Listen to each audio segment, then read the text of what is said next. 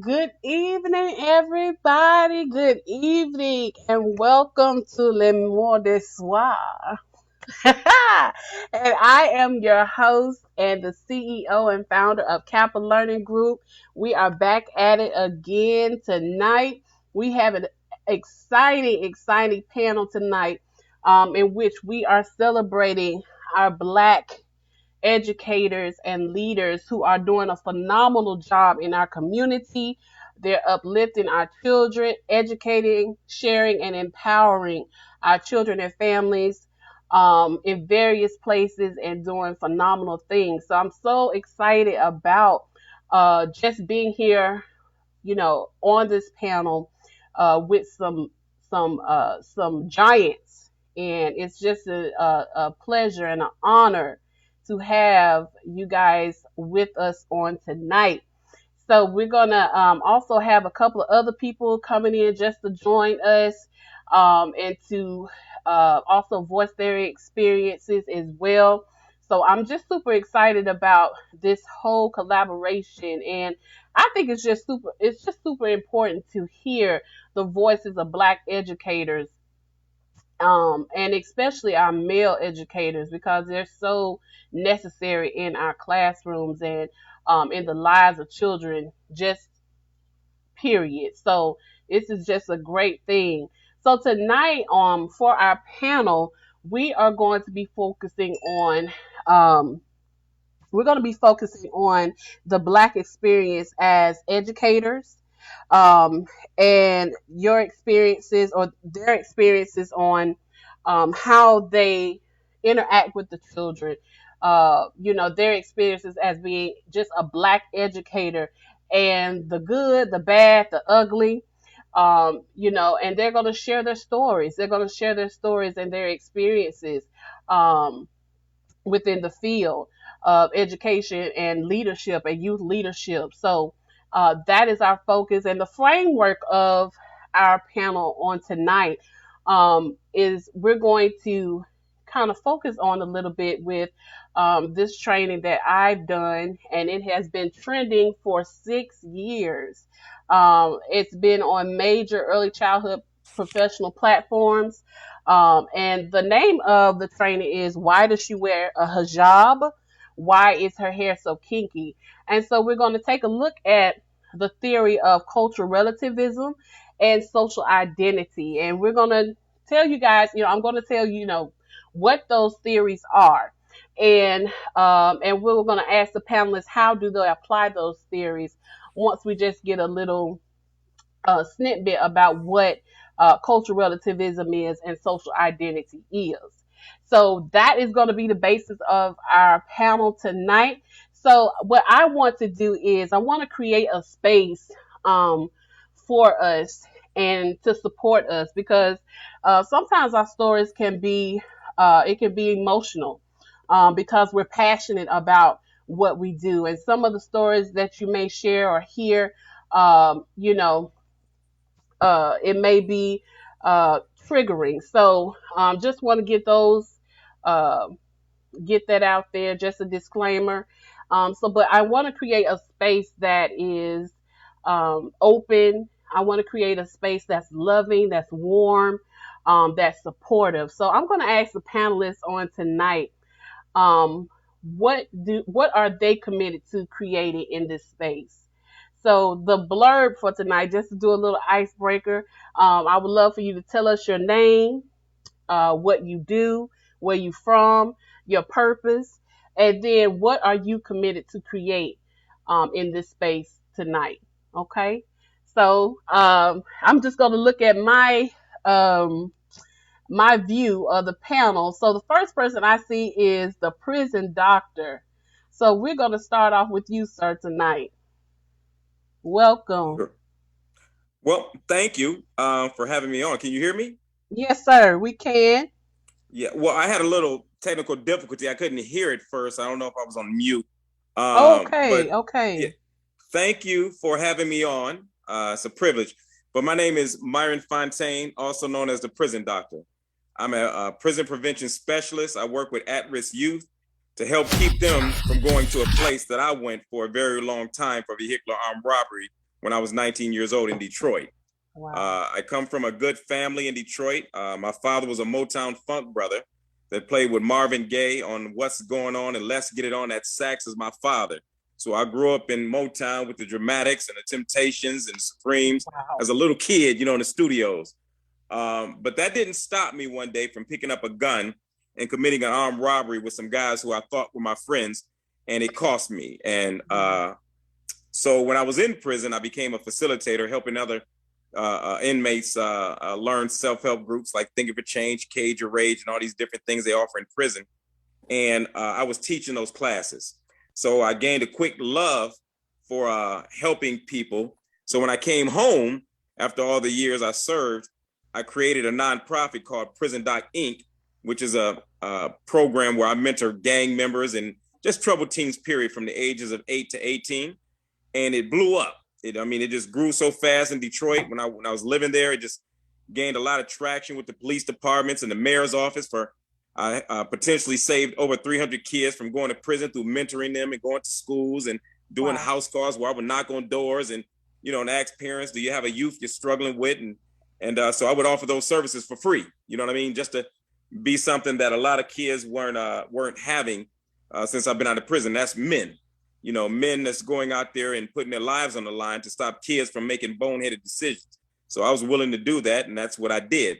So I was so successful in Detroit that I says, well, hell, let me do something with my life that I really enjoyed, which was Atlanta, traveling and going to a place where it's very productive. And, a lot of our people are there making, great lives for themselves. So I came here to Atlanta, and I partner up with Patsy Gasson, which is Gwinnett County's first African-American DA.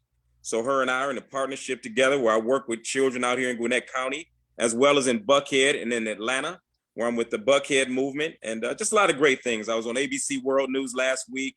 I was on WSB Channel 2 News the week before that. And it's just been a great thing. I'm partnering with a lot of companies out here to help these kids not make some of the mistakes that I made. That's summing it up in a quick little story. Wow, that is powerful. So what are you committed to create in this space tonight?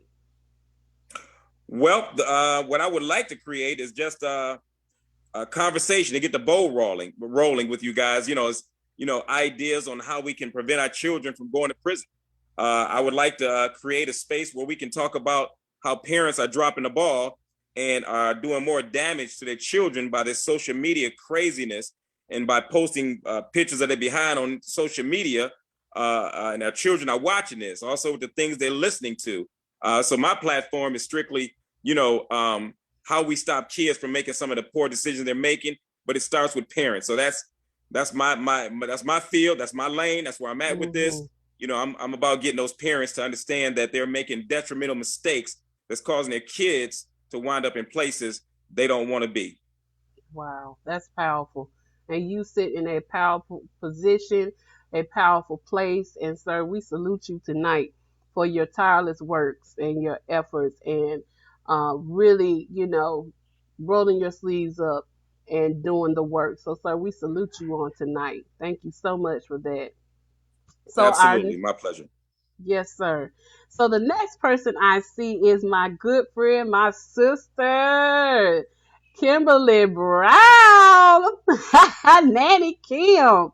So what we were doing, Kim, we were just giving an introduction.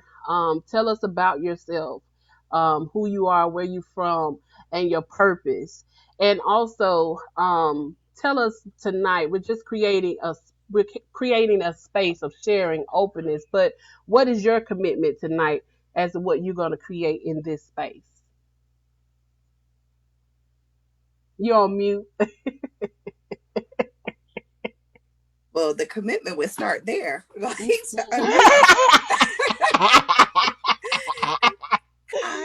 Hi. Hello. Good evening, everyone. So I am Kimberly Brown, also known as Nanny Kim on the Go, mainly because I did a lot of traveling and I'm still always on the go. But my main thing is I have been in childcare industry for over 25 years, whether it's been as a nanny, working with families that are private, whether it's been working, with Saudi royals when they would come here to travel, or whether it was just in a daycare setting, working with my Girl Scout troops. I've done every age there is, from infants to teenagers. I'm also, a foster parent and have worked with youth. So I feel like my gambit has gone the stretch. And along that way, I've learned a lot about, children and child development, and just in some situations, what trauma can do, what trauma can do to the brain, what trauma can do to the way a child behaves. And so I think that a lot of times my goal is to get with a family and make sure that that child does not get labeled as something that they shouldn't be. And so that's one of my things. And I love working with infants. So I do a lot of NCS work, and just kind of going in and helping parents. So because of that, I started my parent consultant job, my parent consultant business, my agency. So really what I do with them is I help them hire nannies who need it. So a lot of people go into hiring a nanny, especially now with COVID. Everybody is trying to hire because they need to work and they know nothing about our industry. And our industry is just like any other industry. You have to actually understand how to hire childcare and how to become an employer. A lot of the industry, we have people that hire people and they're horrible to them because they don't understand that there are rules to this industry as well, and that when you hire, you have to respect that person. You have to treat that person the same way you would want to be treated on your job. And so being able to create a space where I come in and I help parents, but I'm also speaking for the industry and for the professionals that work in the industry, and being able to have that join together has been a huge blessing for me. And also being able, right now I do a lot of training for nannies. I feel like in our industry the professional development part is missing because we don't have an HR. We are our own HR. And if you don't understand the business of nannying, and if you don't understand what you're doing in childcare and why you do it, then you kind of get lost in the shuffle of just being just a nanny. And so because the industry is changing and the industry is growing, there's a need for, the nannies to be trained a certain way, to be able to, you know, um, I guess, be able to speak for themselves. So a lot of what I do now is, I'm kind of that in between person. I help the nannies and I also mediate for the parents while mediating for the nannies, helping with conflict resolution and different things in that area. So tonight, I would love to just have this open forum discussion because I feel like there are so many things that we miss out on, because we just don't know. It's not because it's not brought up. It's just there are conversations that float around amongst, like, certain people, but they never reach the masses. They never reach everyone that they need to. And I feel like in a situation like this where we can have these conversations, that we actually can put like we can actually put topics on the table that need to be sat at the table where everybody can sit down and eat. Yes, yes, So yes. Love it. Thank you so much for your commitment, your tireless efforts each and every day, serving your family, serving your fellow nannies, caregivers. It's not a big task, and it is a big task. Excuse me, it is a very big task. And I love about the professional development because that's where my heart lies, and I mm, definitely would love to link up with you because I really want to get that off the ground, me myself as well here at Kappa Learning Group. So we honor you okay, tonight. Yes, thank you. we honor you tonight. We honor the nannies. A lot of people, we have this tier in education, and I feel like that's my job, here at Capital Learning Group, is to tear that tier. We look at nannies at the bottom of the totem pole, but you guys are the foundation of early childhood, and people don't know the history of nannying, and nannyhood. But I did my research, and it started with the nannies. It started Right. with Maria Montessori. It started with black. Um, uh, Slaves who were caregiving for not just their kids, but also for the master's kids, the wet nurses.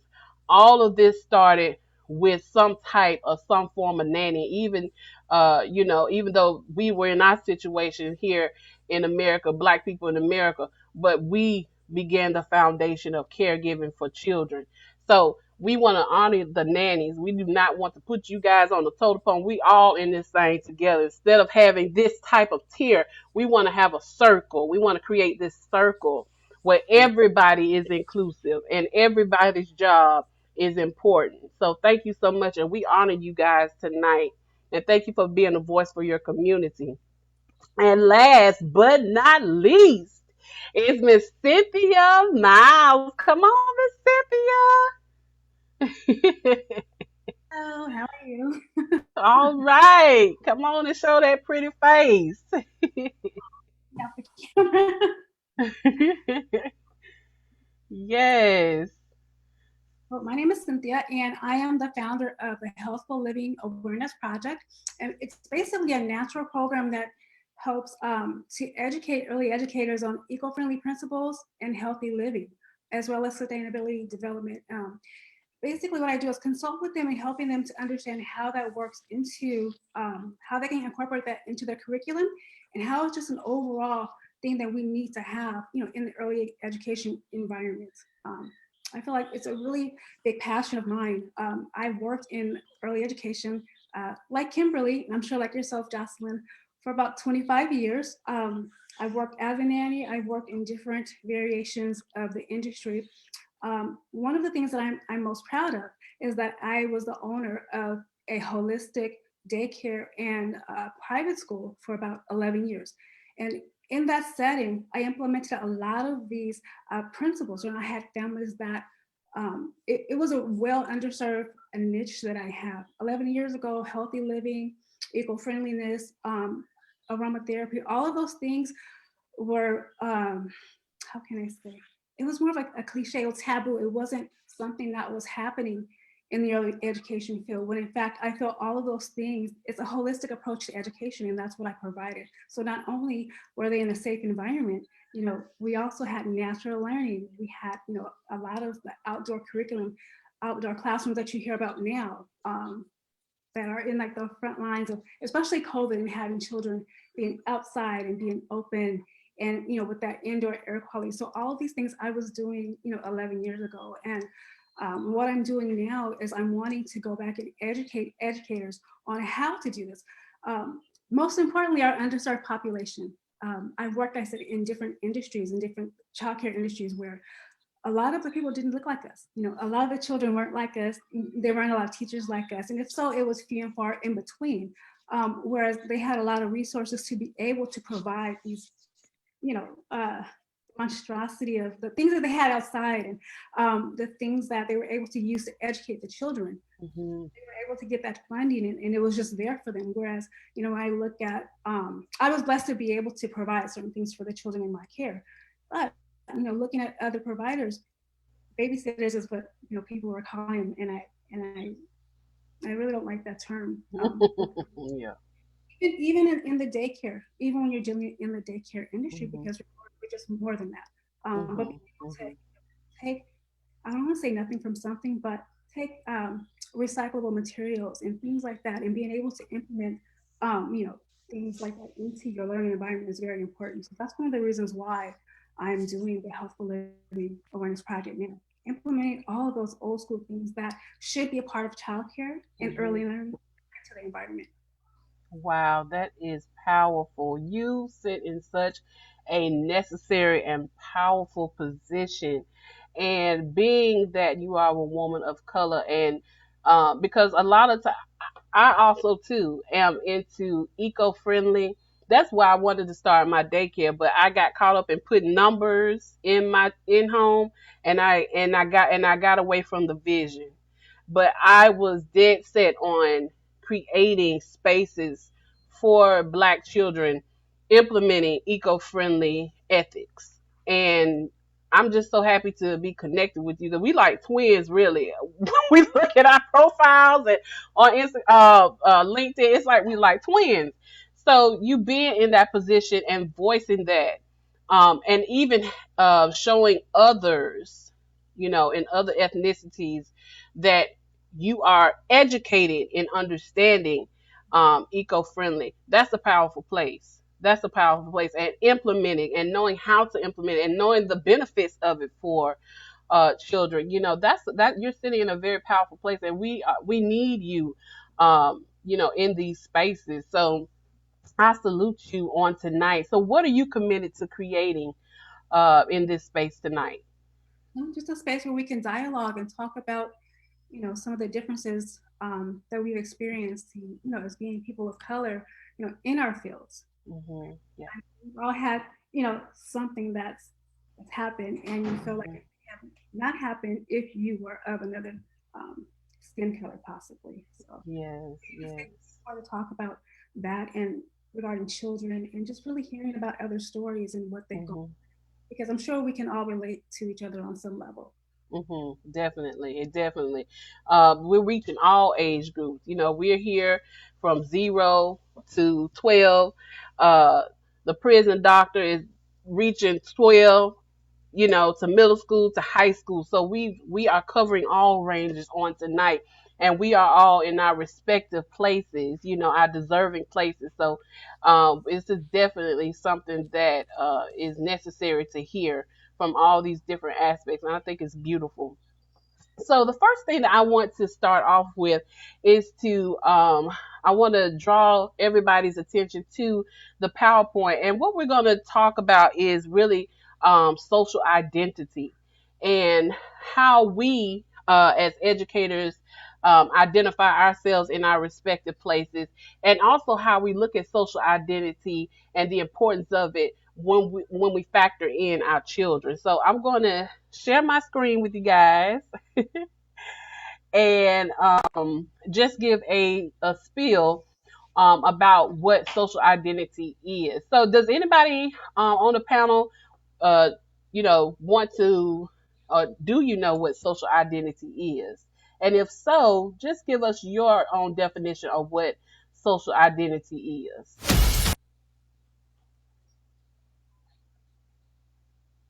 Does anybody want to dive in? Okay. All right, it's fine. So, I'm just going to get to my definition of social identity. Quite a few slides, y'all. All right.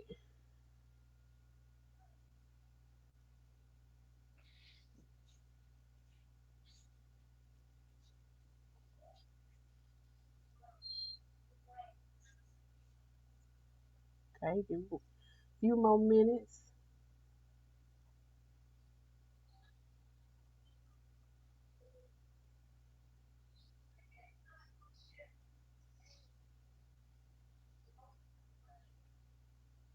All right. So, self identity. So, what is self identity?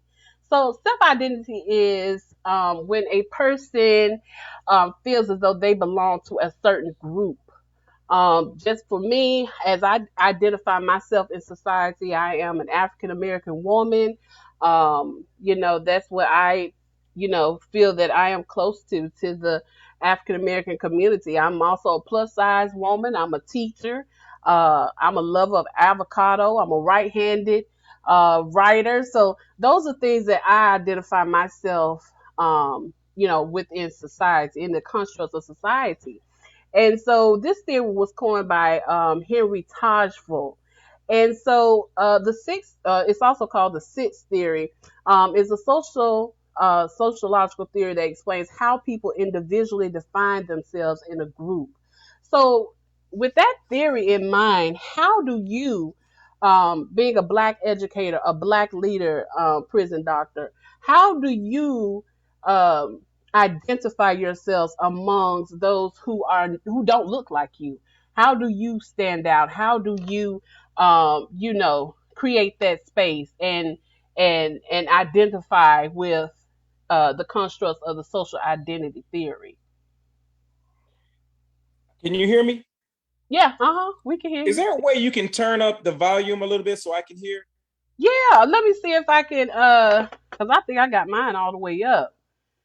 Maybe you may have to check your settings on your end. Because sometimes those Zoom settings, they sometimes go all the way down, and they when you turn it on, it's a little more quieter. Okay, I think I heard your question correctly. I believe so. Forgive me, but let me answer from Okay. what I believe you said. So I'm a child of God. So if I heard you correctly, you said something about standing out differently from those that don't look like us or something. Yes. Yes. Uh-huh. Right. Well, I think that's the problem, quite frankly, in our society is that, particularly in African American women, seem like they're not comfortable with their kinky hair or with who they are. So I believe that it's a problem with our generation because oftentimes our Black women are trying to look like white women to some degree, whether they know it or not. I think they identify with more that's the pretty look. You know what I mean? The blonde hair, the straight hair.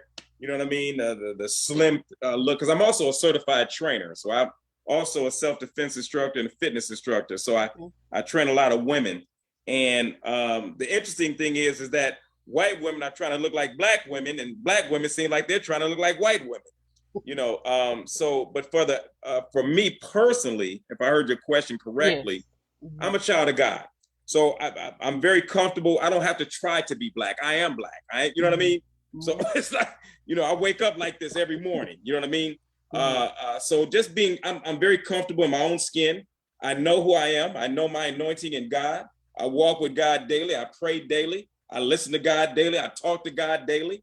So my walk is just what it is. You know, so for anybody to perceive me as, you know, anything other than how I present myself or how I look, that's their issue. But we do struggle in this society with an identity crisis where our young men don't know who they are. They don't know which way they're going. It's totally just a identity crisis going on with our culture, particularly. And I don't mean to beat up on our Black women. I love our Black women, but mothers, you have to take control of this because you have children. You know what I mean? And oftentimes the fathers are not around, and the mothers are left holding the bag, raising these kids. Most of the house calls I do as a prison doctor with single parent homes. You understand? Because the dad is not there. So, mother, you have a great obligation. You know what I mean? And you must lead by example. And you must teach your children that you are comfortable in your skin, in your Black skin. So when they see you, they become comfortable in their own. But if they see mama constantly wearing a different, you know, trying to look white and alter herself to be other than who she is, that's a problem. When mom is waking up, nothing wrong with putting on a little makeup, you know, beautifying yourself. I get it. I understand it. Nothing wrong with it. But sometimes I think our women can overdo it. They wake up and they're putting on fake eyelashes, fake hair. You know, they got the lipstick, they wore. It's like they're going to war. I mean, the paint thing is just out of control.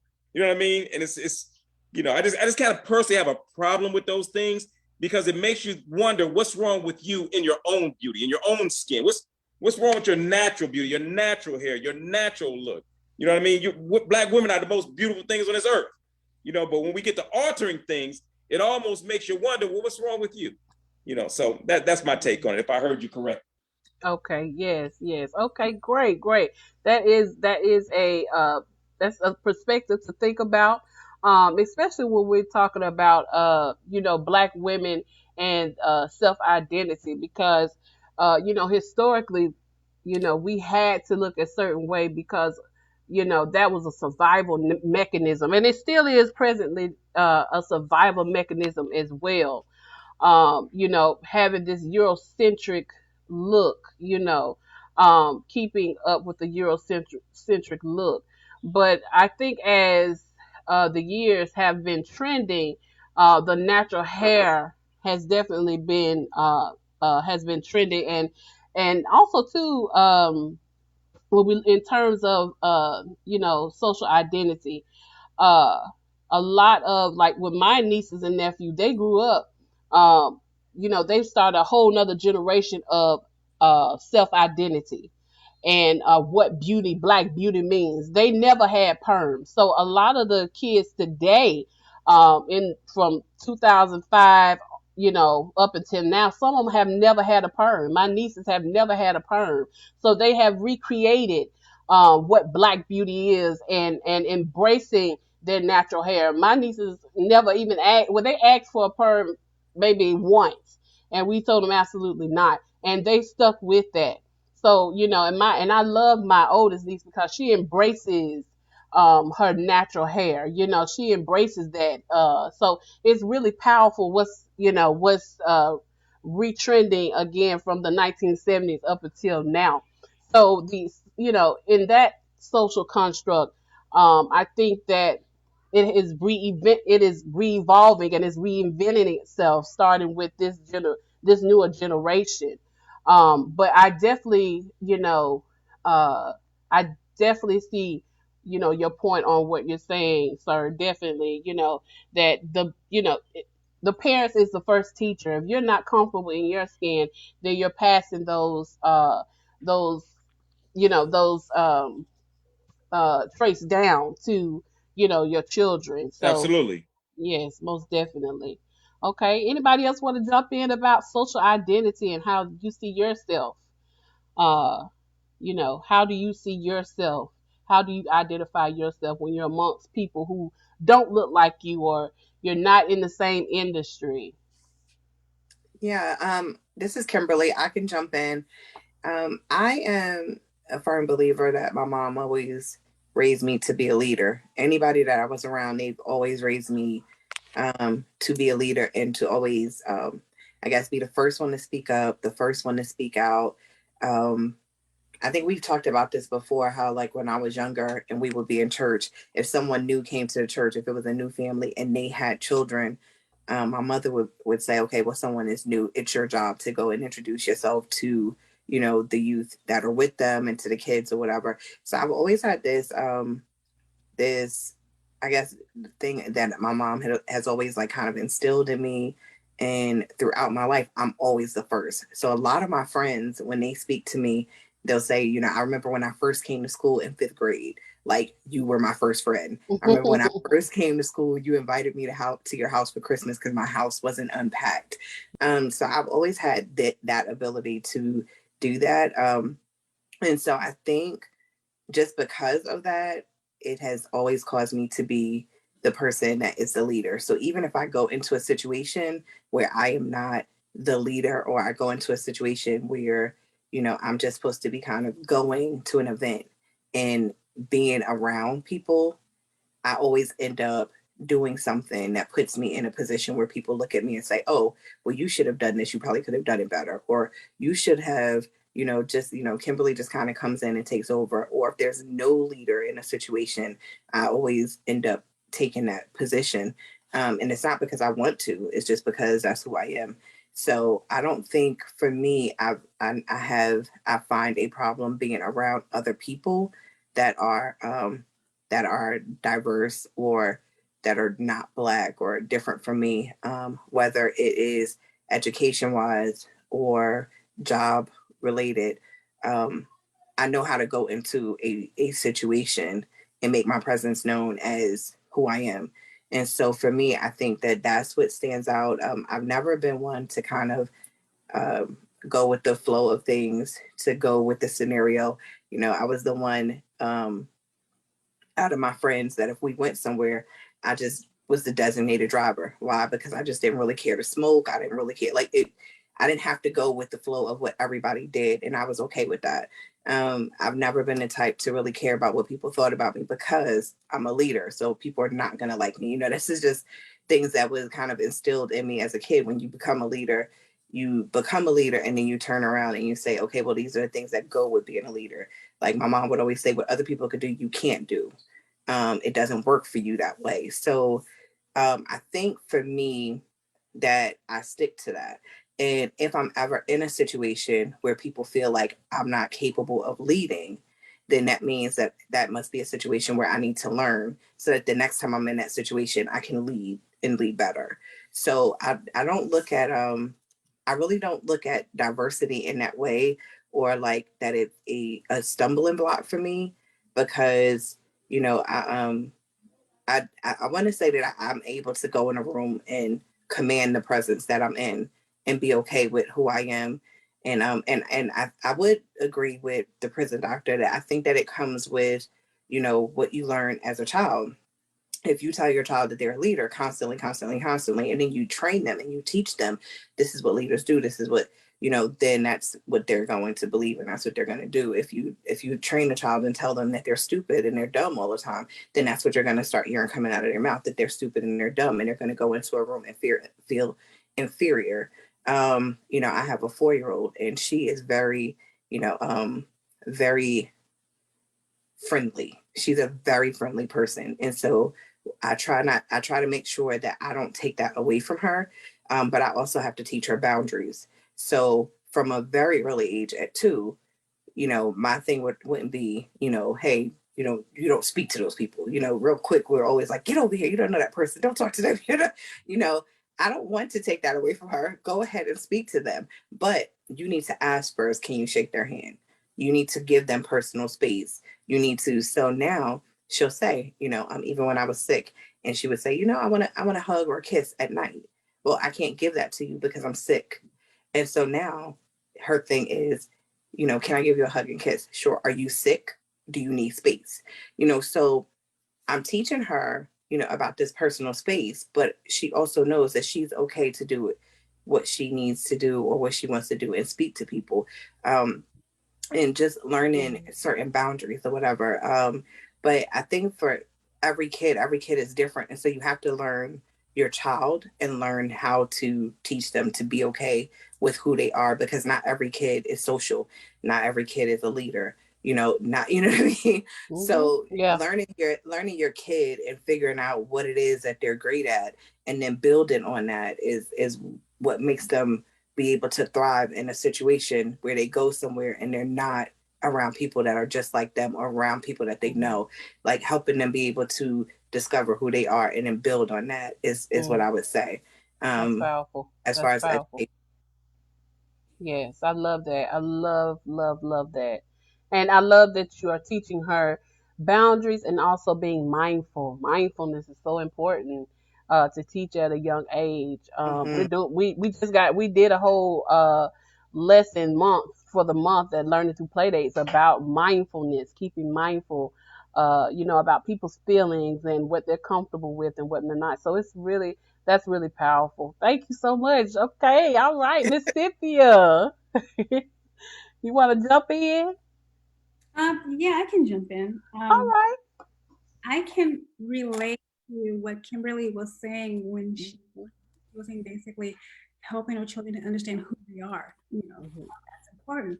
One of the things that I did as an educator with my children, they're really comfortable in their own skin, but because I had an early, you know, I had a daycare, I had a private school, right? I didn't send them away to educate them. I kept them with me.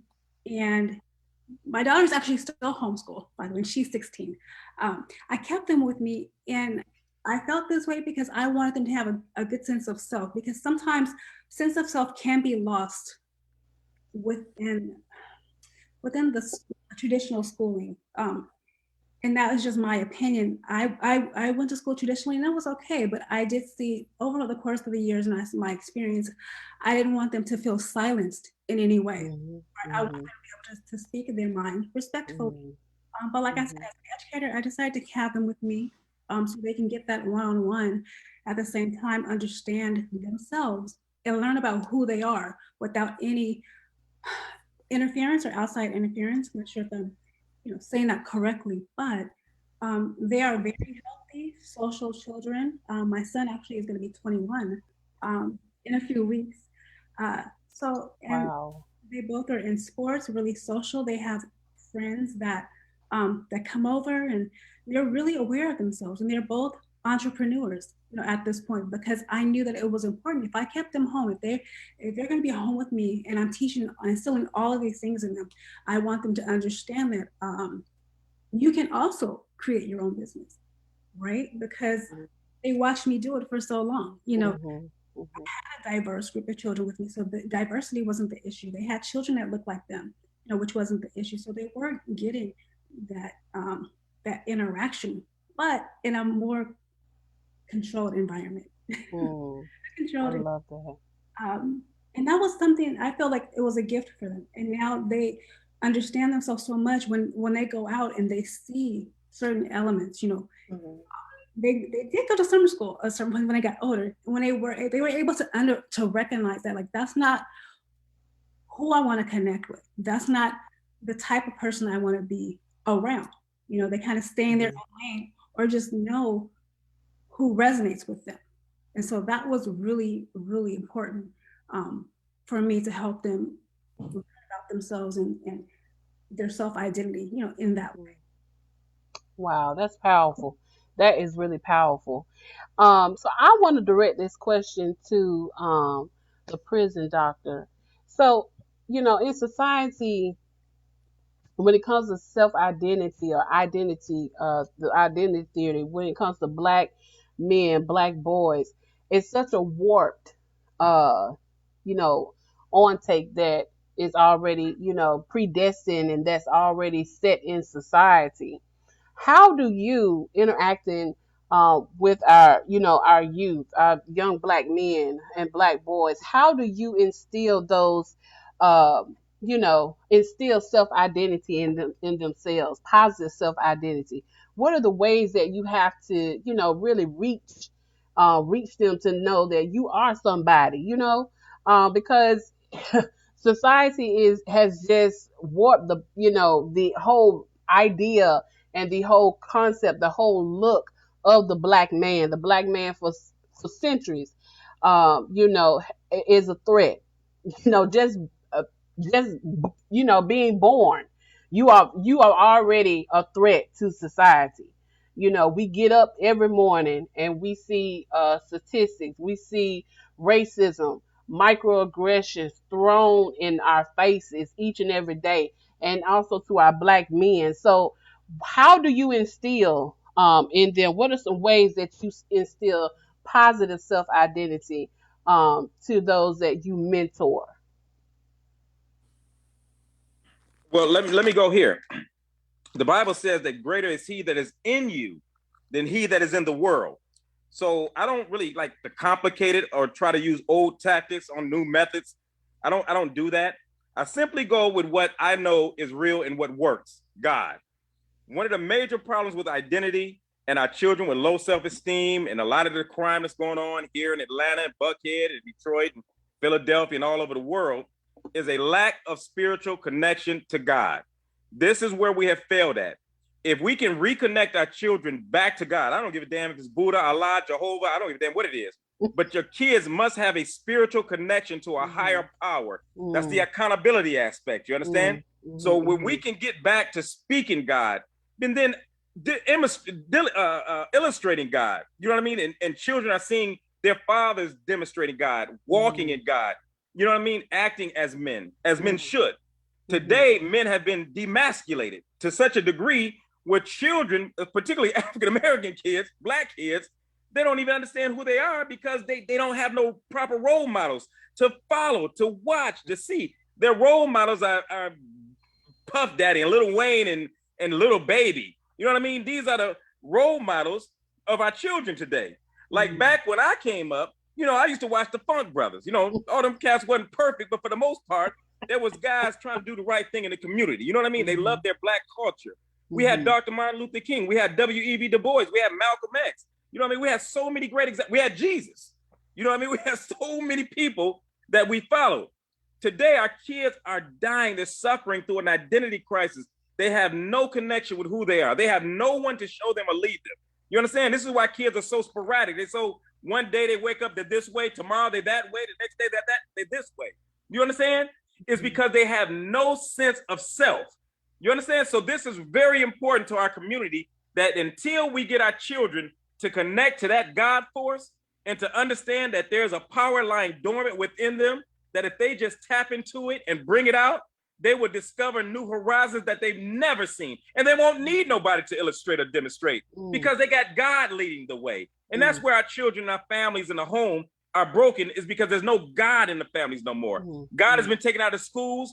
God has been taken out of church. You have older women in the church today, or senior citizen people in the church today. The young generation don't even go to church today. The pastor, they see through that crap, pastor played 5 and 6 times in the church, and they see in the pastor doing things outside the church that he or she should not be doing.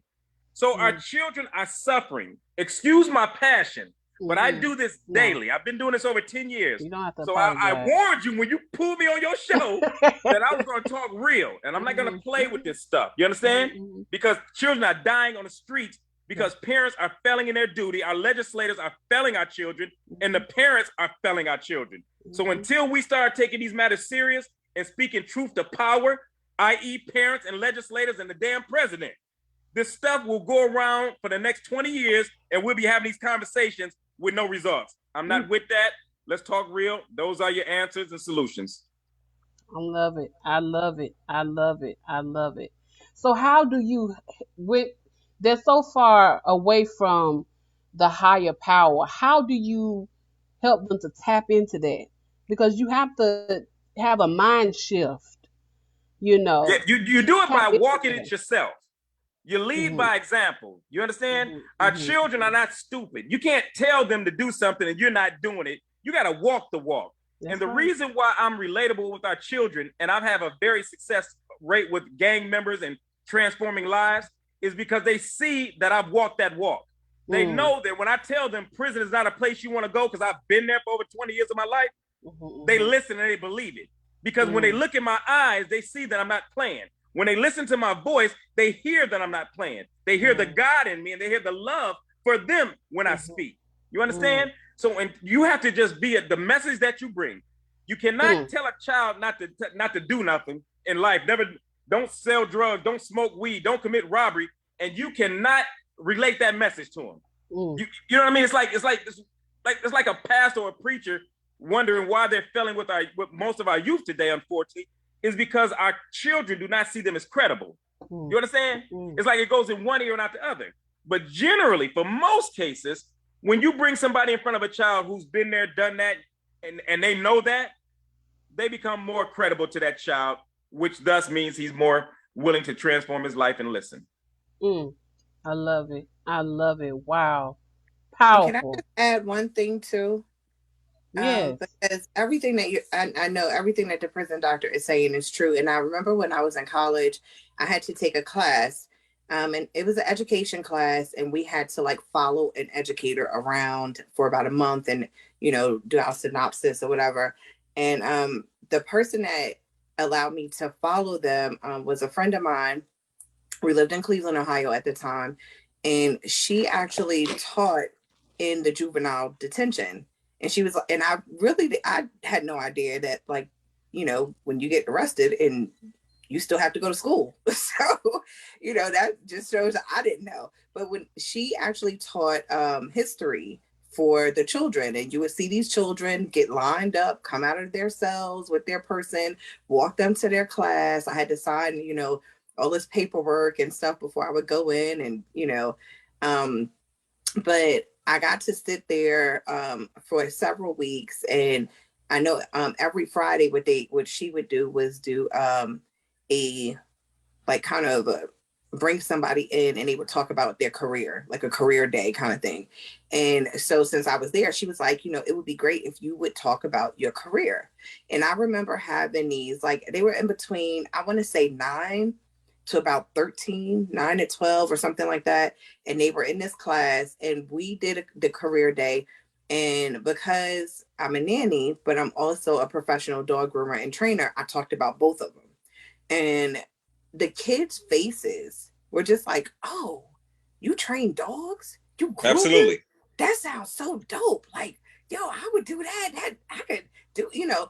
And so we talked about that. And then a couple of them was like, well, are there boys that nanny? And I'm like, yes, we have mannies. Like, the mannies do this. And, you know, I would talk about the mannies and what they do and how they travel. And the kids' faces was like, well, could I do that?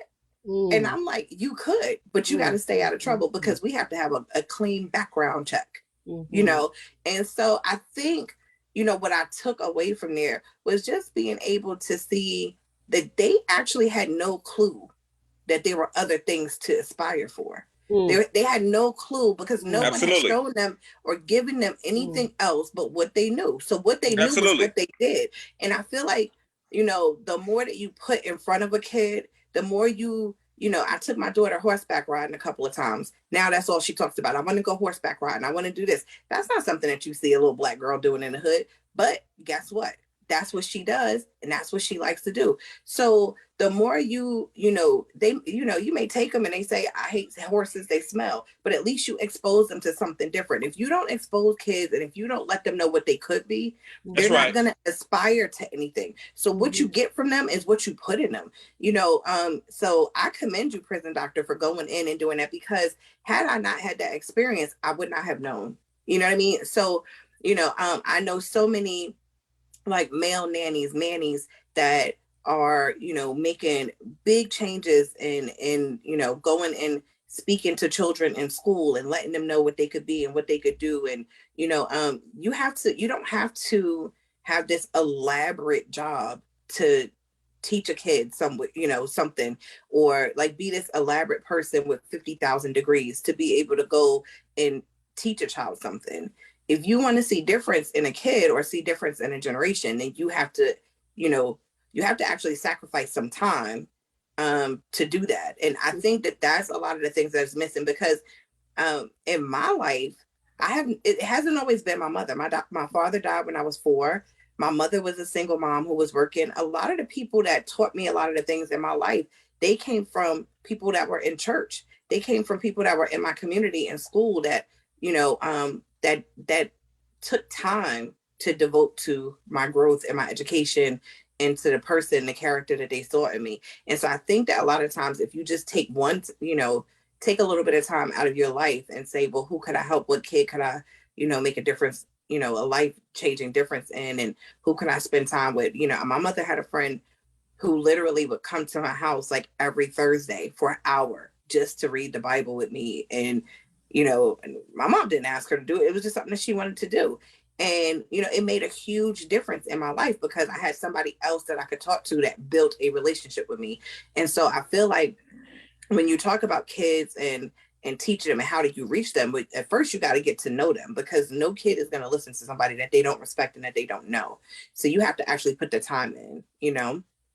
Wow, that is powerful.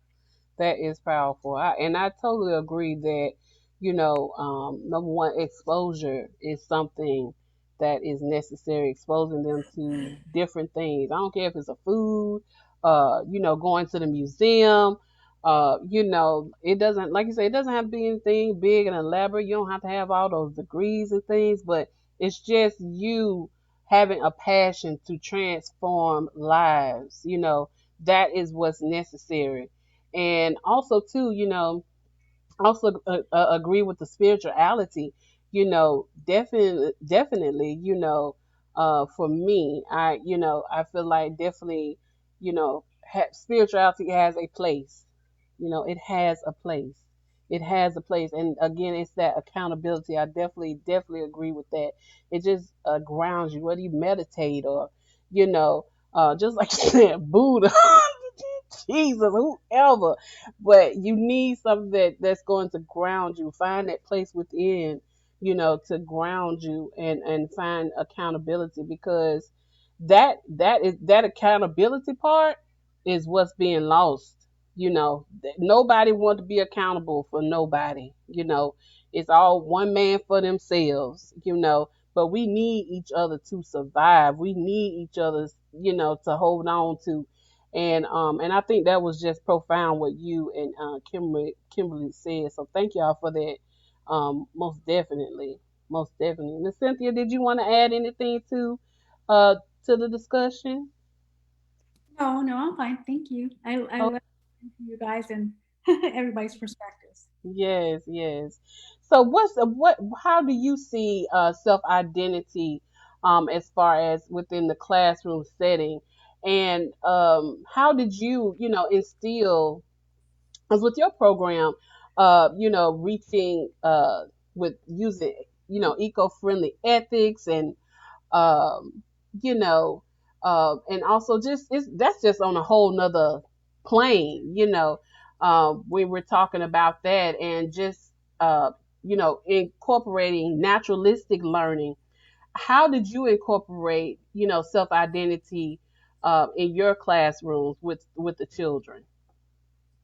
Well, I mostly worked, to be honest. A lot of my experience was with like the younger children. So Mm-hmm.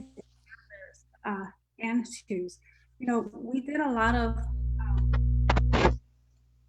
mirrors, handheld mirrors, and the children, they're old enough they can, look at themselves and Mm-hmm. who they are. So it's on a different level when you're working with young children, especially depending on like the age. So we did a lot of mirrors. We did a lot of just, the basics. Who are you? You touching your eye. At that point, we're learning body parts. We're learning, Mm-hmm. as the caregiver, they're touching your hair, allowing them to do that. And, talking about the texture, even though as adults, they may not be able to understand texture, like, how does that feel?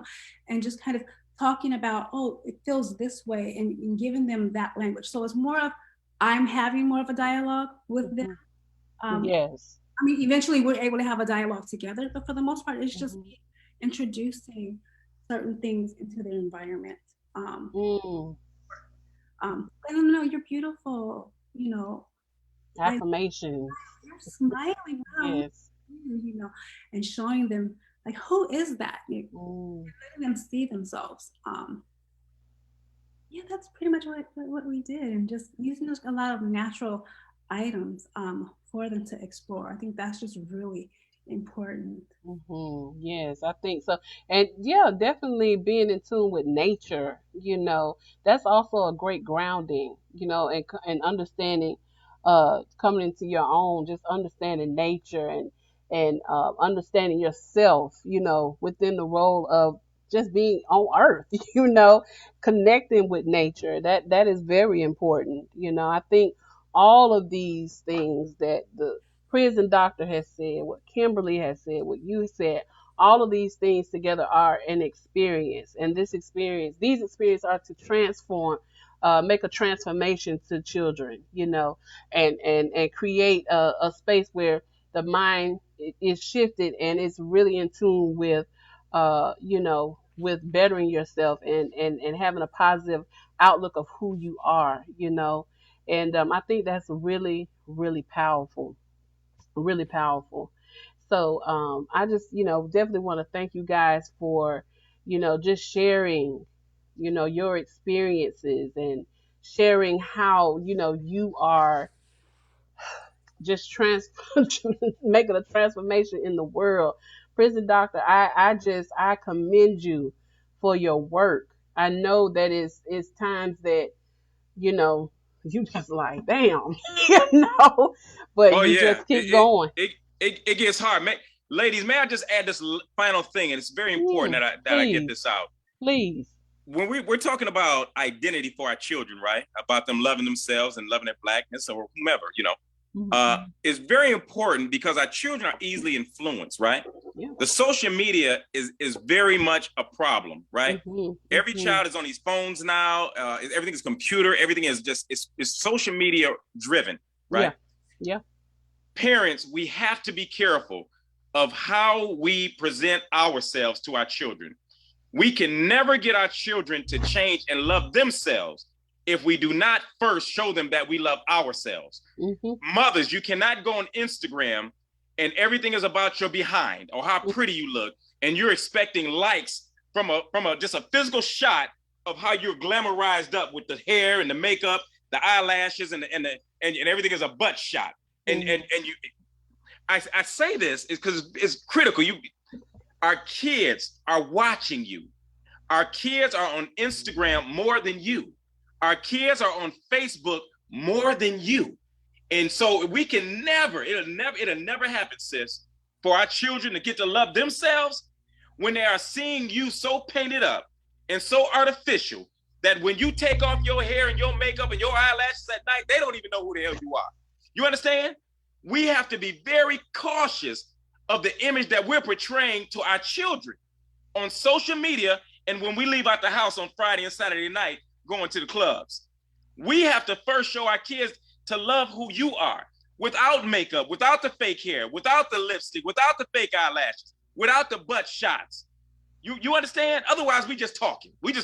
This is just a talk.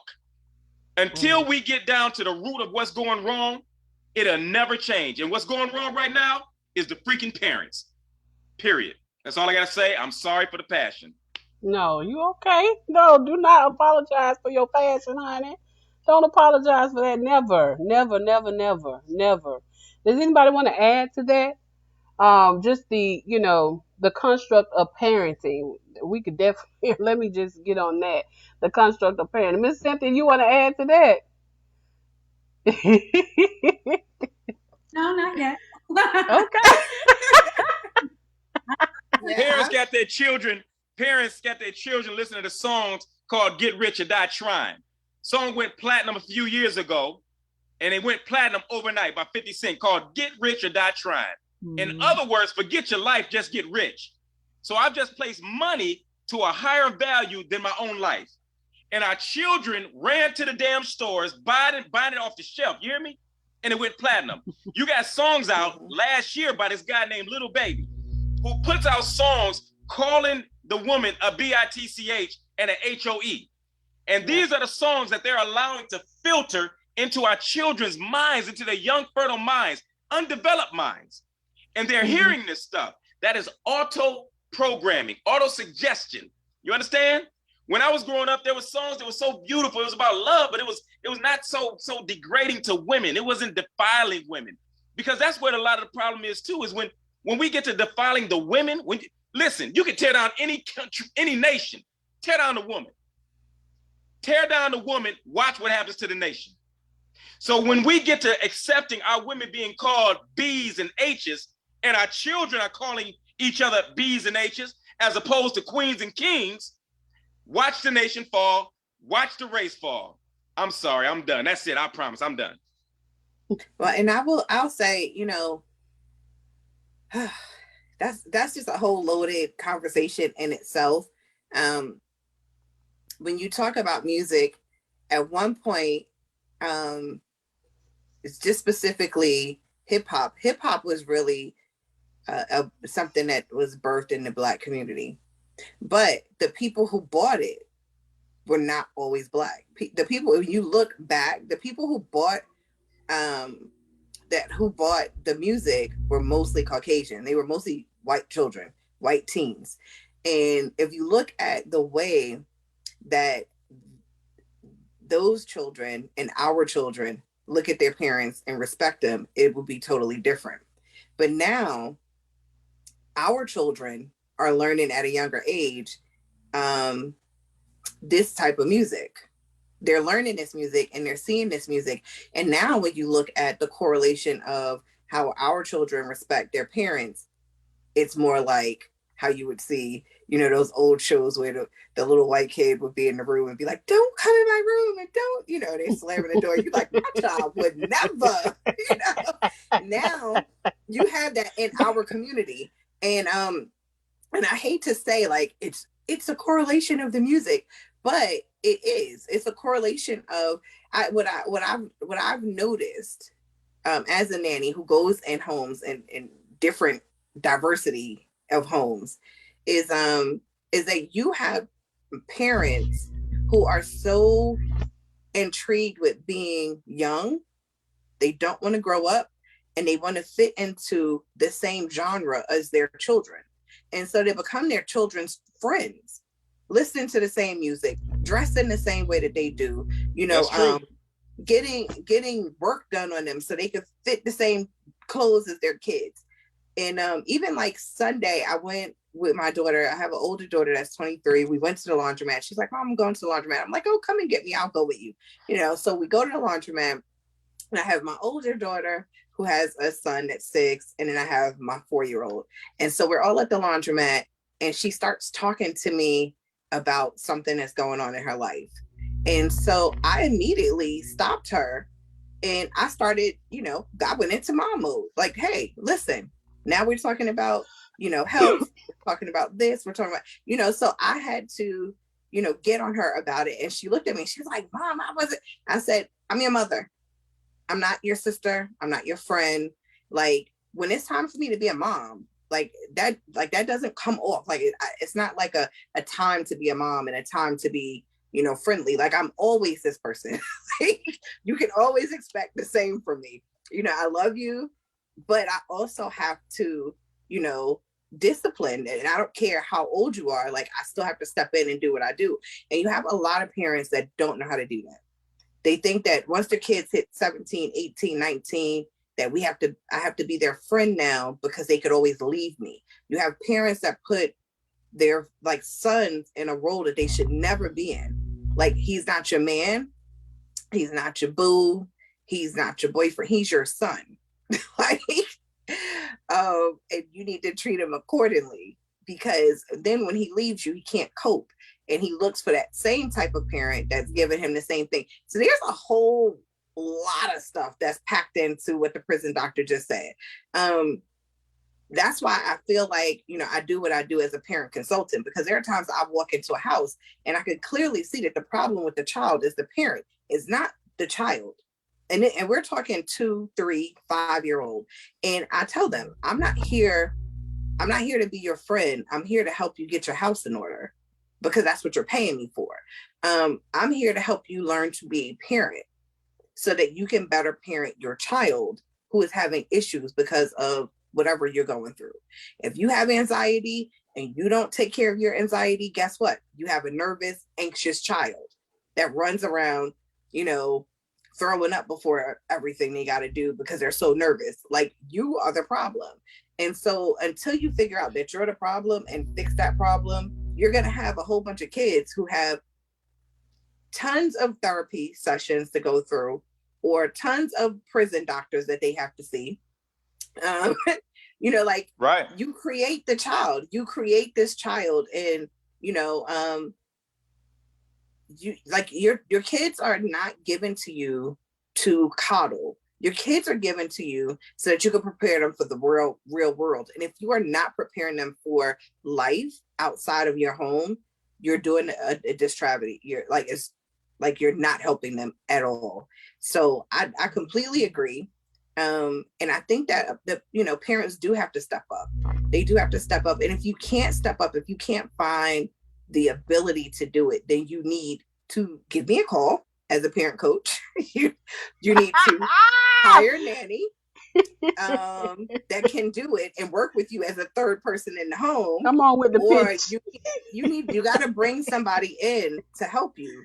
You know, I looked online today, and I saw, it was funny, but, you know, I saw Kanye posting something about he doesn't want his kid on social media. And then Kim came back and she, you know, said something, his, you know, wife, whatever, comes back and says something about like, oh, you know, divorce is hard enough. I'm trying to let her have something that she can relate to and something that she could just really have fun with. And I'm doing it with her. So why are you mad? But he's a parent. He doesn't want his kid on social media. You're trying to coddle a kid, you know, and realize that she's a child. And so in the comments, you see like Joe Frost, Super Nanny, and she's like, if you need my help, you know, I can come in, because like somewhere y'all, you know, this co-parenting thing is not working for you. But, you know, that's like, I honestly get it. It's like somewhere, you know, when you can't be an adult and adulting is too hard, you might need to bring in a mediator. You need to bring in someone that actually knows what they're talking about and how to do it. And however they get through to the child and however they get through to you, however that works, you know. So even like going back to what you said at the beginning, Jocelyn, like nannies, we're always seen as like the lower person, but we really build the foundation. Like we really help parents become the parents that they're going to be for that kid for the rest of their life. We really help them to build a connection. We really help children to understand their parents and to know why, you know, they can and cannot do things. And so if you're going to invest in a nanny, I would say get one that knows what they're doing, get one that understands child development and also understands, you know, how to work and communicate with parents, because parents are the, like what the prison doctor is saying, is they're the key to everything. The parents are the key to everything, and how they conduct themselves and how they treat parenthood, how they look at it is going to define what happens with these children, because they don't know how to be an adult. They don't know how to be a kid. They don't even, I mean, they're just kind of looking at us, watching what we do and saying, okay, well, if it works for them, then it should work for me. That's all they know, you know, and it's sad, but it's true. So I love that. I love that. Well, I'm interested to hear what Miss Cynthia says. Me too. She's been really quiet. I'm curious to hear what Miss Cynthia got to say herself. She's taking it in. But the reason why I'm not trying to point fingers at you, Cynthia, at all. But I know that you have a naturalistic perspective on things. So your perspective on some of these things, because Miss Kill and the prison doctor, I'm gonna tell you, they traditionalists. Now they are, you know, in their concept. You know, if it ain't broke, don't try to fix it. You know, and I understand it because this is what we were raised in. We all kind of in the same, you know, age range. You know, but I know because you have a naturalistic perspective. You know, you're on another perspective on social emotional learning, and so I am interested in hearing your thoughts on parenting and in that aspect. Well, I do agree that it does start with the parents. I can really relate to a lot, like the music conversation and what children watch on, you know, television. All of these things play a major role in how the child views themselves, as well as how they're going to go out there and interact with the parent and the world themselves. When my children were little, I didn't let them watch TV. And why can't they watch TV? They don't need to watch television. And when they did, it was always National Geographic. So National Geographic, that's what they watched. The summers, my husband would have the children. We had a whole collection of National Geographic because their job was literally to read that, you know, and write, you know, what you found interesting. They can now, it's crazy because we can have a regular conversation and they're like, oh, Mom, you know, that spider? Oh, you see that spider? Oh, that looks like the one that does blah, blah, blah, like, you know, that kills you if you touch it or you bleed. It's like, what? Where did you get that from? And you're like, oh, National Geographic. Remember we used to watch all this stuff? So now they can recite so many things to me. So not only did it help them, but now they have that knowledge. And most people don't read National Geographic. You know, most people do not watch science shows, have their kids watch that as a foundation. So that's one of the things that we did. We also listened to a lot of old school music because I didn't like the music that was played. And so it was really uncomfortable. Like now so it's like, we're in the car. I have to turn the sound. I'm like, I can't listen to it. She's just jamming. I'm like, yeah, that's good and all, but I got to turn the station. She goes, why, Mom? I'm like, because I'm not going to listen to this with you. You know. That's right. Maybe I'm on myself, you know, in the car, you know, but I'm not going to sit here as a parent. She goes, well, I'm not going to sit here as a parent and indulge, even with my son, depending on the songs that come on. If they're talking vulgar about women, I turn it off. I said, oh, it's time to change the channel, you know, or, you know, is there a clean version to the song? The clean version doesn't sound good. I'm like, playing, or we're going to put on, you know, The Wave. That's what we used to listen to, 94.7, The Wave, The Wave, to the point where all the kids knew that little lingo.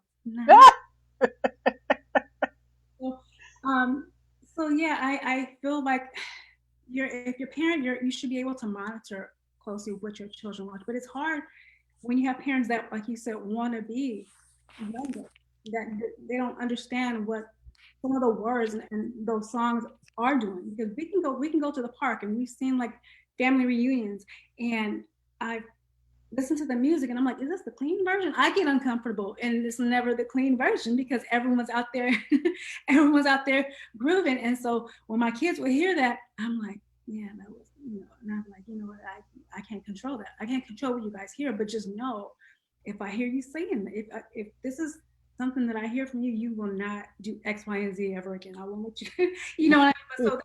But so they learn their boundaries, but I think it's really important to instill something different. You know, if you want to be musical, you can be musical with all the extra stuff. You know, get an instrument,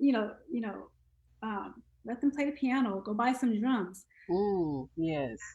lot of instrument playing, Sure. and like, when it's happening, you don't like it. You know, as a parent, you don't like it, but you know they're over here working their fine motor skills. You know, they're doing their hand-eye coordination. You know, all of these things they're learning, and they're learning how to play the instrument on their own. You know, Mhm. how what they like to hear, Mhm. Mhm.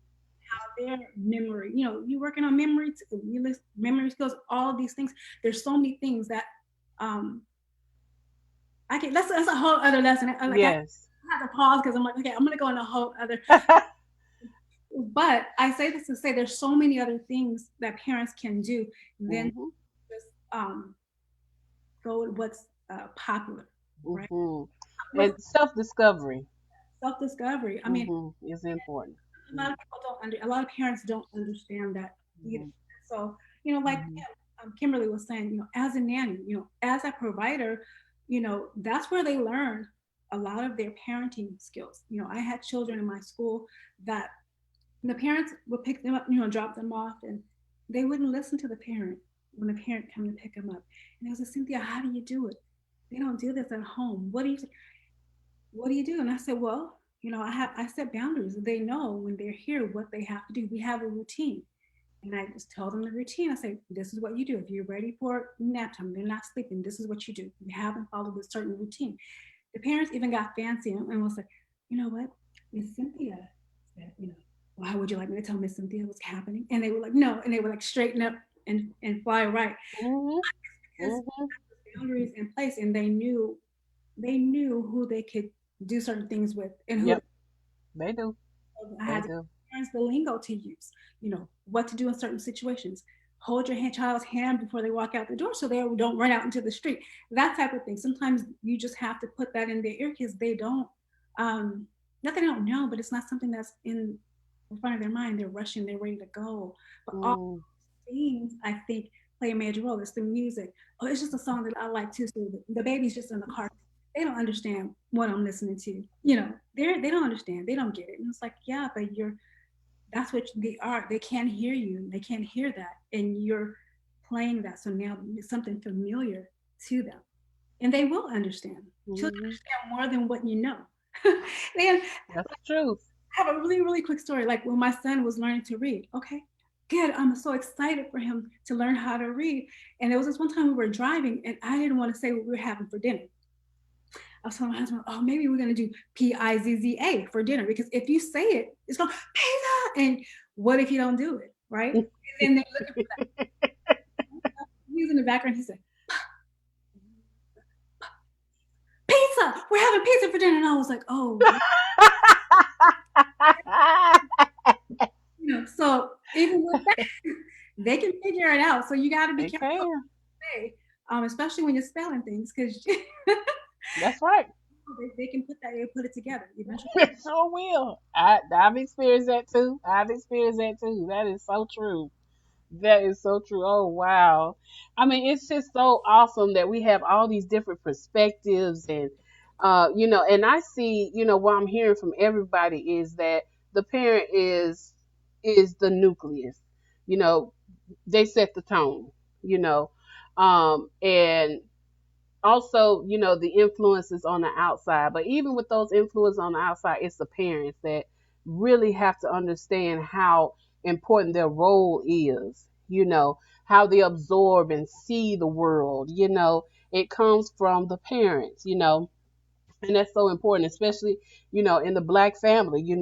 The mother, just like prison doctor said, there are statistics show how many single parents, mostly black mothers, that are raising our children. So we got to make sure that that whatever role that we're playing, that it's a positive role, and that our children are seeing positivity and exposing them to other options.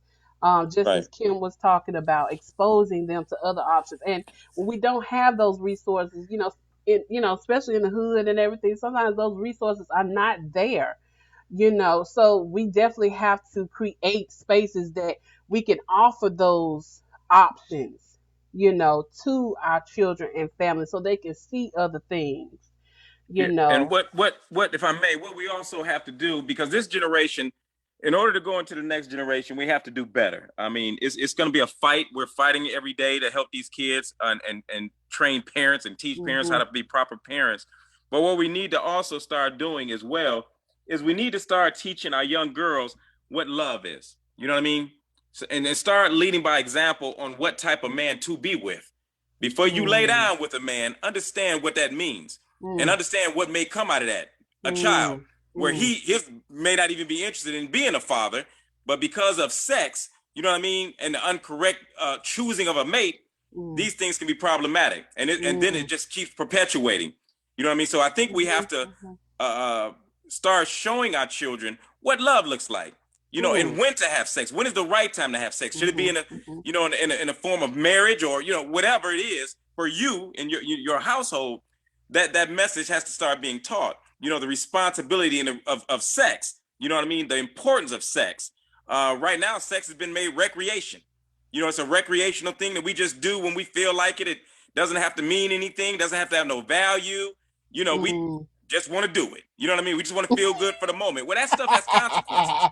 You know what I mean? That stuff has consequences. Yes, Lord. You know, even as adults, you know, and listen, I love it. You know what I mean? But it has consequences. You know, so we have to start to learn, because the fathers, when you raising mother a child by yourself and that man is gone, you understand? Because you made an improper decision to sleep with a guy, open your legs to a man that didn't really give a damn about you, and you made that decision, and that child is produced. Well, there's a liability on you for that. I don't blame that child. I blame you, the parent.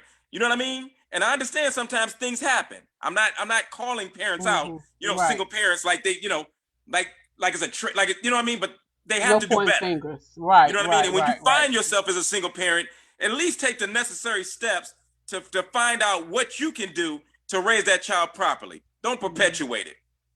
Wow, that is powerful. We have a lot of awesome, we have participants here watching. A lot of people are saying so true.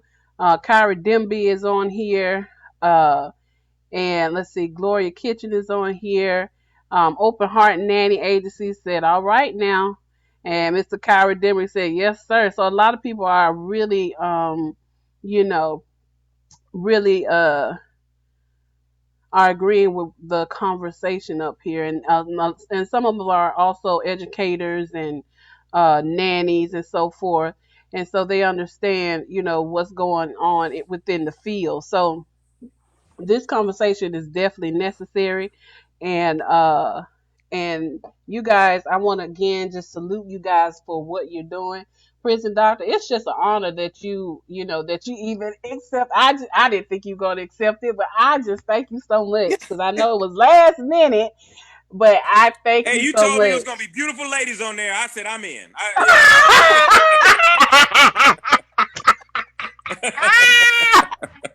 No, I'm just fooling. I'm just kidding with you. Yes, so we thank you so much. And also, I want to give a shout out to our panelists that was supposed to be here. Miss Michelle Burgess, my sister, she was not able to make it. She had other plans that kind of came up. She got a new job coming in, so you know, you got to do what you got to do. So, but we are going to have her here on Le Mot de Soir at the end of the month, and she is her specialty is diversity and inclusion, and she has worked in major companies working with diversity and inclusion, so she is a powerhouse, and so we're going to have her there. But shout out to her, thank you so much for, you know, making the commitment. But we're here, we know that you're here in spirit. And Miss Cynthia, thank you so much. I just met her. Listen, I'm a networker. I love to network and meet new people through networking. Miss Cynthia, we bumped into each other on LinkedIn.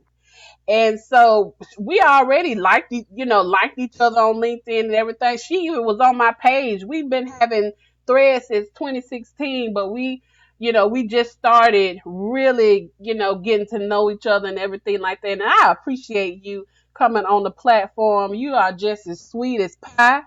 And I just can't wait to, you know, connect. I'm hoping that we can connect again on Le Mot de Soir, because I really want to dig deeper into the self-care portion If you would like to be back on the platform, I would love to have you. And so I just want to thank you for coming on tonight and sharing your gift and your voice on tonight. So thank you so much. And my girl, Kim, yes, Nanny on the go, baby. I'm telling you, she's a powerhouse as well, and she doesn't mind voicing and speaking up for her community. And I love that about you. You are a voice. You are a powerhouse.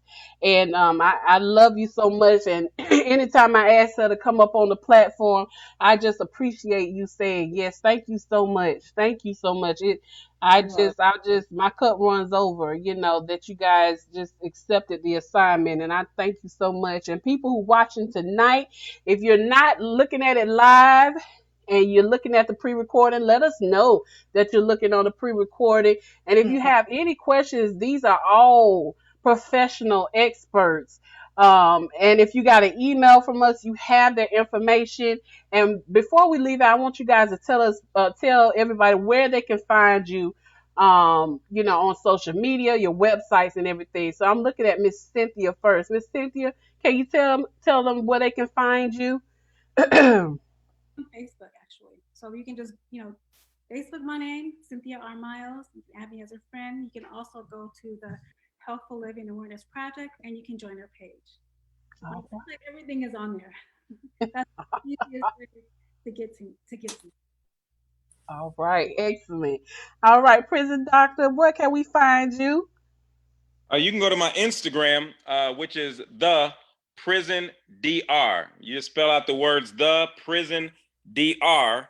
and you'll pull up my Instagram and see all the wonderful things I'm doing in the community with at-risk youth and partnerships I've made to employ at-risk youth at these particular jobs that I have for kids available right now. So if anyone listening knows of any children between the age of 16 and 25 that wants to earn good money at On-Site Shine in Buckhead and throughout Georgia, give me a call, contact me on my Instagram, the Prison Dr. Dr, or my website, which is theprison.dr.org. And you can reach me, and I got jobs right now for young at-risk children making good money to pull them off the street. Give me a call. I'll employ them. Awesome. Love it. Yes. Okay, Kim. Love it. I love it. I'm here for it. So you can find me on all social media platforms. I don't use all of them. I'm more visual on Instagram and Facebook. You can find me as Nanny Kim on the go. So Nanny KIM on the go, anywhere. You can also find me on my website, and that is nannykimonnthego.com. So super easy, Nanny Kim on the go.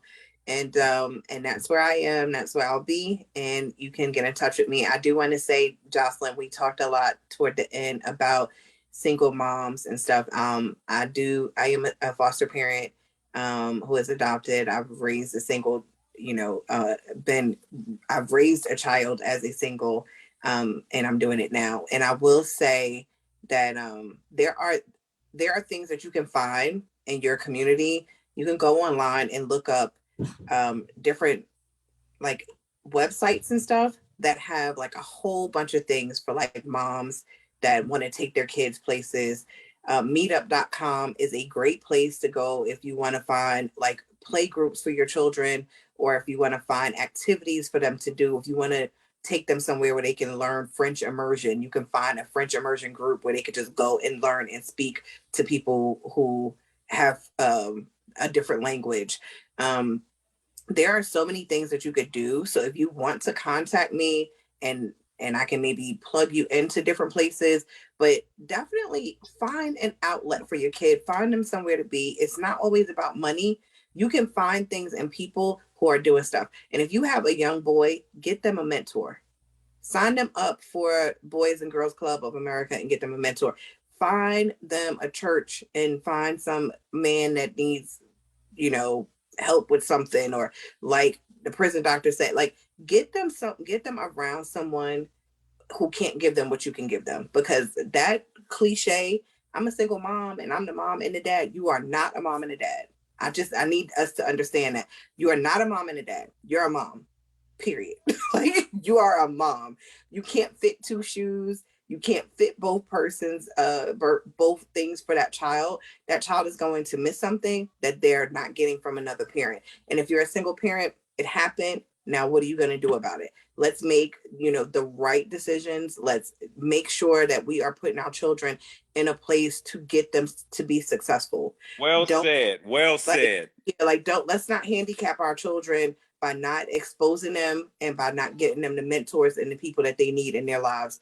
You need more than one person. My mantra is it takes a village, and I'm a village leader. I'm aware that I'm a village leader. I don't, slack on my job. We're parents, and we cannot slack on our jobs because of, disproportion or because of what we were born into. We still have to be a parent, and we want better for our children. So let's do that. I'm all about it. So thank you for inviting me, Jocelyn. It's always a pleasure. Well said. Well said. Yes. From the prison doctor. Well said.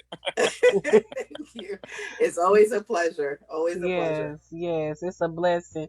Hey guys, we're going to be doing this all month long with the L'Amour de Soi Project, which is a project that dedicates the month of love to our educators, to our community leaders, to our nannies, to our early childhood educators, so higher educators. I'm also a adjunct professor, so everybody, lottie dottie, everybody who has a ring in educating and contributing to our children, this month is for you. So please visit us. We're also going to have professional development trainings going on, which will start next week. So if you're a nanny and need professional development, we will have some trainings up and going for you on next week. So look out for that. Early childhood providers in Georgia, we're going to be having those trainings up and going as well. So please look out. You can go to www.kapalearninggroup.com and purchase your the training, purchase your for your certificate if you would like credit hours for the trainings that will be posted on the 7th of this month. So go to www.kapalearninggroup.com for professional development training, and we will definitely suit your needs for that. And so next week we are doing mental health and self-care. So you guys stay tuned with that. And I'm super excited about that because I know I need some self-care, indulge in that. And, also stay on top of that mental health. That's really, really important. So we're going to be talking about that. And then the following week is the week of love. Hey, y'all. And so we're going to be talking about love, relationships, family. It's going to be a little adult stuff. L'Amour de Soi is not for the kids, y'all. This is for us as adults, as educators. So y'all might hear a little cussing. Y'all might hear this, that, and the third. So this is for the mature crowd. So, put your kids away, okay? So we're going to be talking about some stuff because we are people too, So we got to embrace that. So I love y'all. Thank you so much, guys. I love you. Y'all stay safe, be blessed, and I will see you guys on next week. Thank you, guys. Take care. It was a pleasure. Bye. Bye-bye. Bye-bye.